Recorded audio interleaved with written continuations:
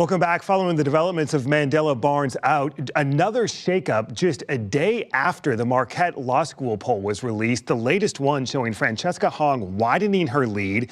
It was 22 points over Mandela Barnes, David Crowley, Joel Brennan, Kelda Roys, all in single digits. With at the time some 34% of primary voters who said they were still undecided.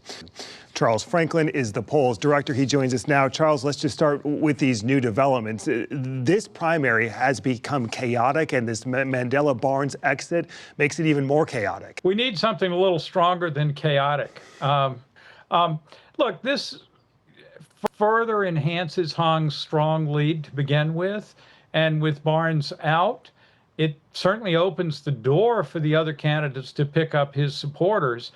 But time is ticking away, and Hong just looks a little stronger with Barnes out rather than weaker with him out. Let's talk about that, because you asked the people you polled, who would your second choice be if your first choice wasn't there, I guess. So take Mandela Barnes out. Did his second choice go somewhere dramatic? It's strong, but maybe not dramatic. 30% of his supporters say Francesca Hong is their second choice. So that enhances her standing. 16% go to Crowley, and 8% to Brennan, and 5% to Roys. But interestingly, 41% of Barnes's supporters said they didn't have a second choice. So that kind of puts those folks up for grabs, I suppose. In the moment this poll was taken, I guess, put into perspective where he was. He was long considered the frontrunner in this race, I guess, before things really eventually heated up. Did his numbers continue to decline, or how would you characterize what his polling has looked like in this race? He's held pretty steady in the last 2 or 3 polls at about 15 or 16%. A little more if you include people who lean towards him, where he gets up to about 21%. But by contrast, Hong has been in the 30s or in the 40s if you include those who lean. So Barnes had not been picking up a lot of strength in the last few months.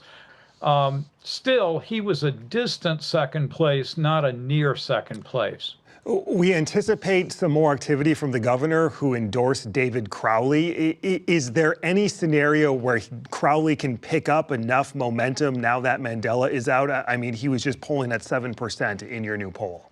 I think it's a stretch. You never want to say never, especially after the last 3 weeks in this campaign. If you take the Barnes people and allocate them to their second choices, that puts Hong at 43%.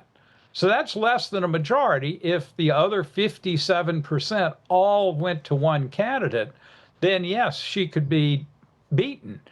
But that's divided among 3 candidates plus don't know and won't vote. That would be an exceptional coalescence around an alternative candidate. Another week in store. We'll see what it brings. Charles Franklin, director of the Marquette Law School poll. Charles, thank you. Up next, recovery efforts in the Fox Valley.